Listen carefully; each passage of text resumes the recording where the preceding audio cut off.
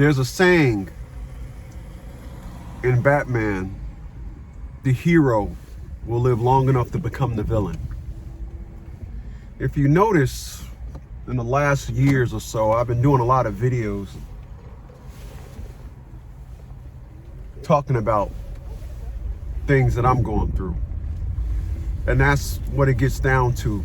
I can remember a lot of things that I've done for people when we was younger. I never asked for anything. It was just things that I thought cemented friendship, lifelong friendship. Only to, within the last 5 years, individuals act like, for whatever reason, you're becoming their enemy. I know I had one individual, when I brought this car, this electric Nissan, it was like, oh, okay. And then I remember like 8 or 9 months later, I brought the convertible Z4 that I had. And then it was like, wow, oh, word, you were? Then in the same breath, he said, damn, man, you brought another BMW? I'm not friends with that person today. Lifelong friend. But I can sit back and look at the perspective of man, the average man.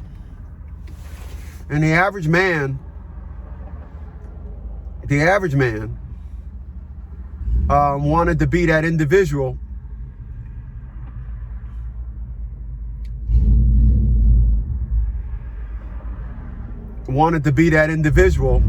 that gets all the pussy.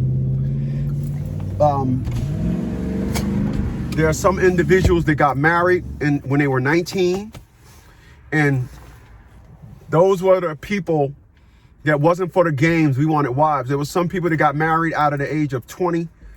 Again, those are the people that wasn't for that nigga life. But there are some people that now we're in our mid 50s, at least all the people that I know. Now everybody's popping up getting married. But when you look at their life that they led, when you look at this life that they had, it was all about getting the bitches. It was all about getting the dudes. It was all about niggas in my DM. It was this perspective of life that everybody lived. I never lived that life and wanted no parts of it. I was too good to be part of some type of fuck culture. Me? No. I'm not the individual that thought, yo, fucking a lot of chicks means that I'm a man, I'm beating my chest. No, I was all about the money and the success. I think I hit my mark. I was never that dude. So because I was never that dude, what I didn't realize at the time is when the people that you're talking to, AKA friends, y'all actually don't have nothing in common no more. If you're all about creating businesses and moving forward, and they're all about fucking getting the bitches. I'm speaking this because I'm a man. You women out there, you'll probably have women you will have your lateral perspectives. I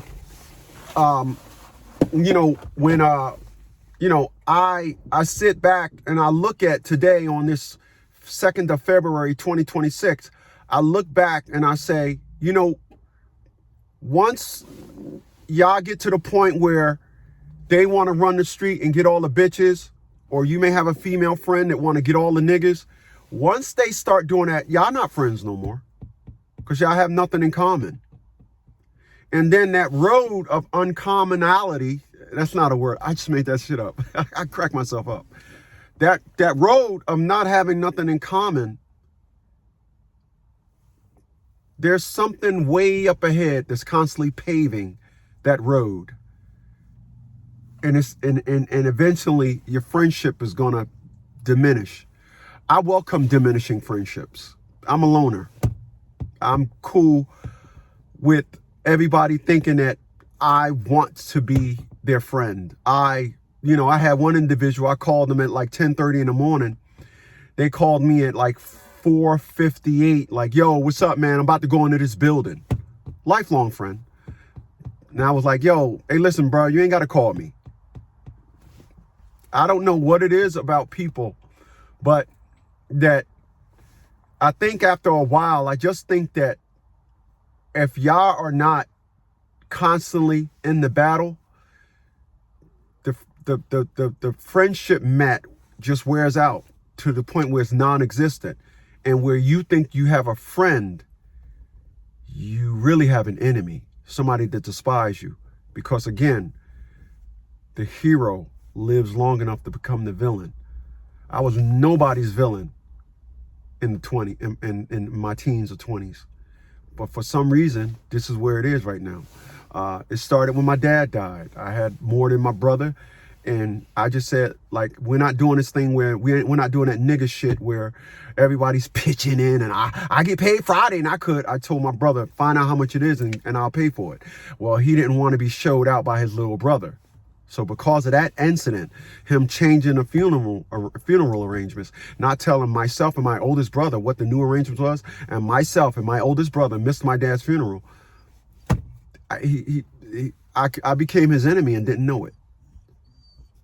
It's what happens if you and that person aren't achieving the same heights at the same time.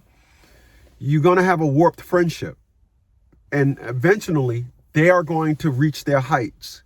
And things with me, I just constantly keep going. I keep going. And because I keep going, I never hit my high.